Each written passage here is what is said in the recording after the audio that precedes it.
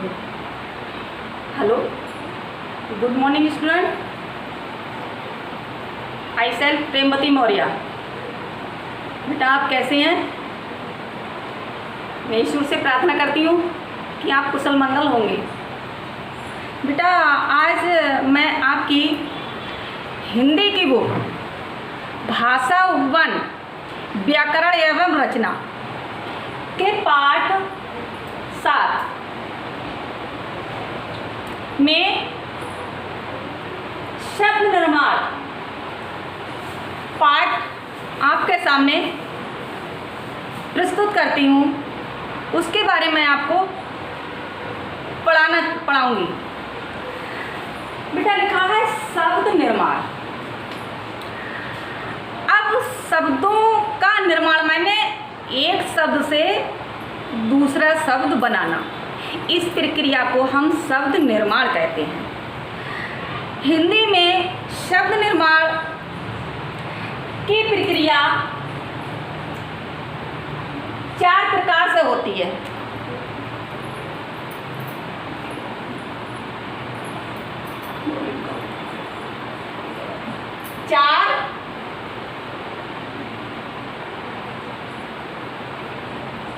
प्रकार से होती है। नंबर 1 संधि द्वारा। जब हम किसी भी शब्द की संधि विच्छेद करते हैं या उसकी संधि करते हैं तो उसका नया रूप धारण होता है। नंबर 2 उपसर्ग द्वारा। नंबर 3 प्रत्यय द्वारा और नंबर 4 समास द्वारा।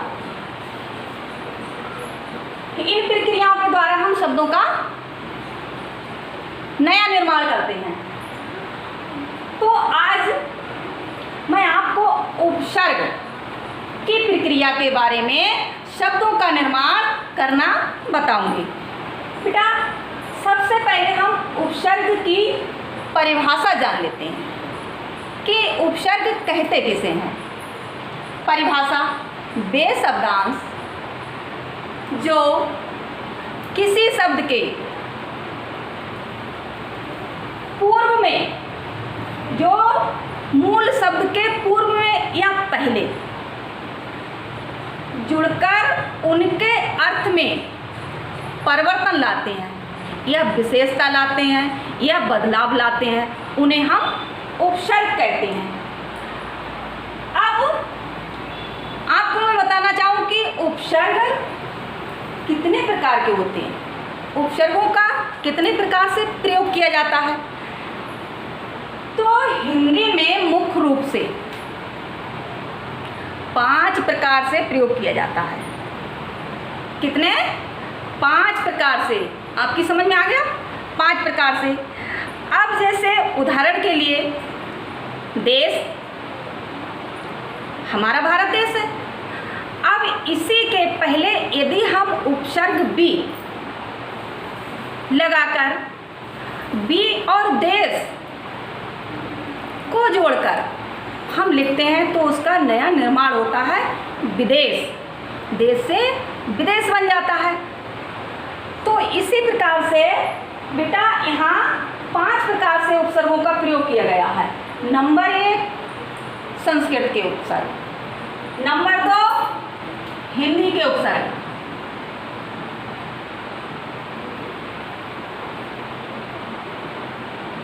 हिंदी के उपसर्ग। नंबर 3 उर्दू के उपसर्ग। उर्दू के उपसर्ग। नंबर 4 संस्कृत के अव्यय।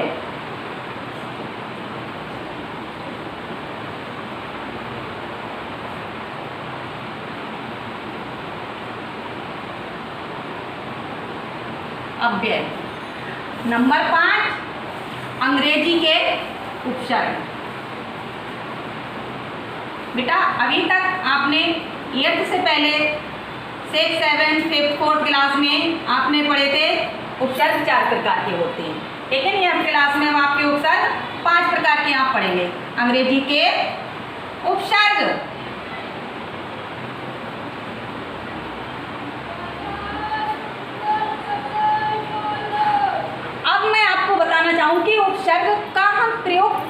से करते हैं।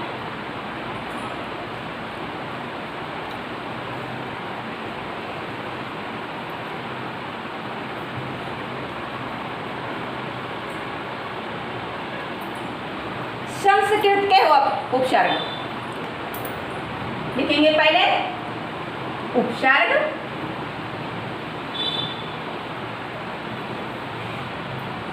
इसके बाद शब्द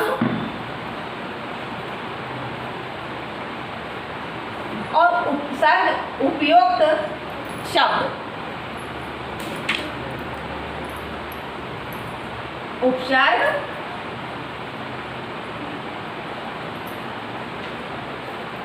उपयुक्त शब्द।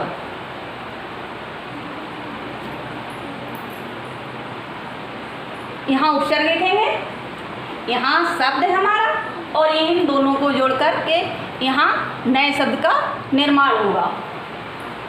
संस्कृत के उपसर्ग यहाँ आएंगे आपके। संस्कृत के उपसर्ग अनु,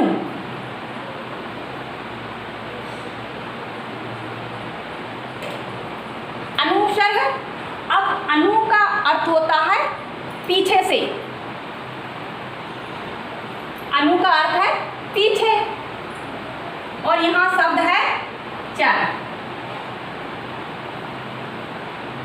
तो अनु प्लस चर, यहाँ बराबर अनु चर।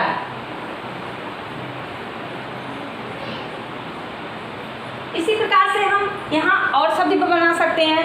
अनुभव, अनुमान, अनुराग आदि। नंबर 2 हिंदी के उपसर्ग। नंबर 2 हिंदी के उपसर्ग। उपसर्ग है अध,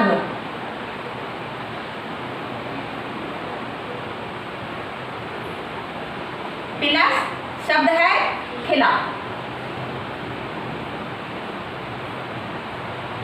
अब यहाँ अध का अर्थ है आधा। किसी चीज का पूरा ना होना, उसे अधूरा रह जाना, आधा। तो बराबर यहाँ क्या हो जाएगा?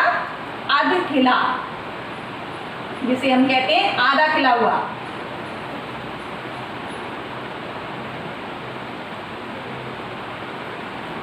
इसी प्रकार से अधशिला, अधपका आदि शब्द बनते हैं अध उपसर्ग से। अब आया उर्दू के उपसर्ग। तो यहाँ आइए लिखते हैं उपसर्ग ला।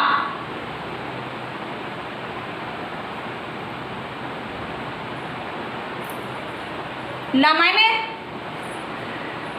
नहीं, जिसका कोई जवाब ही नहीं होता है।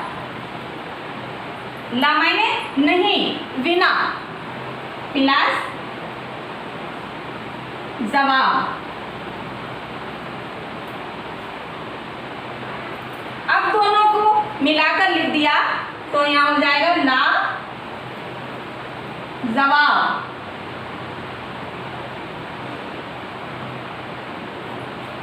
इसी प्रकार से लापरवाह, लाइलाज, बहुत सारे शब्द होते हैं जो ला उपसर्ग से बनाए जाते हैं।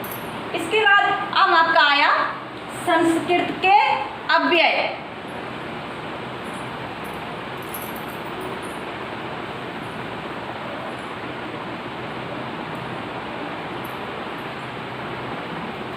पुनः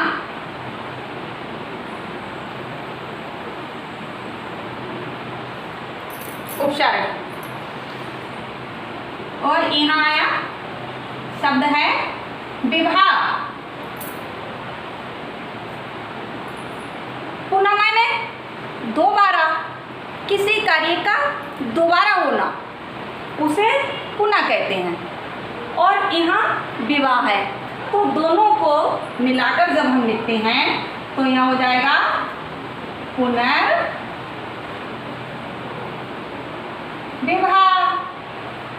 शब्द बन गया आपका नया पुनर्विवाह।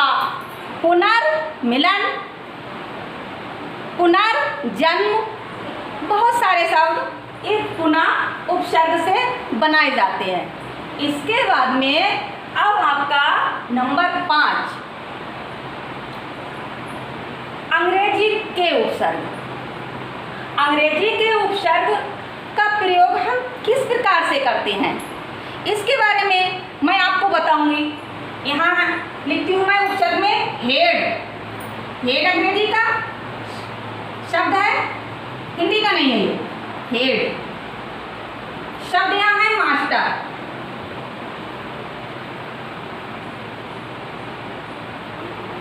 अब हेड का मतलब होता है मुख। हेड मास्टर का हेड का अर्थ है यहाँ मुख। किसी भी कार्यालय में, किसी भी ऑफिस में, किसी भी स्कूल में, किसी भी स्थान पर जो मुख्य अधिकारी होता है उसे हम हेड कहते हैं।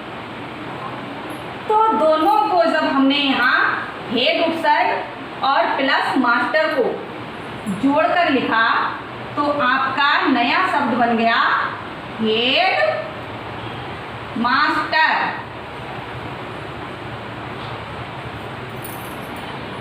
Head master.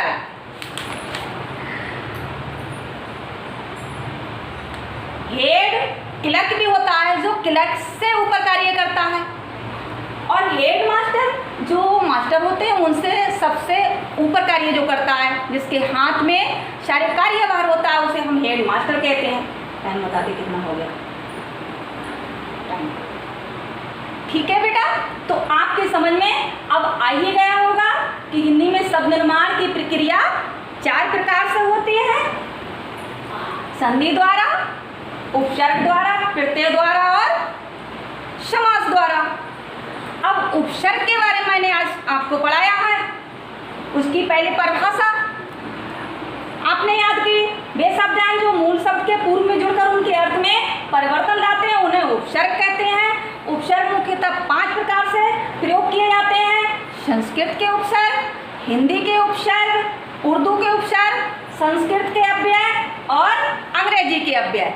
बेटा आज मैं आपको इतना ही बताना चाहूँगी। नेक्स्ट वीडियो में आपके नेक्स्ट चैप्टर के बारे में, प्रत्यय के बारे में बताऊँगी। धन्यवाद। बंद कर।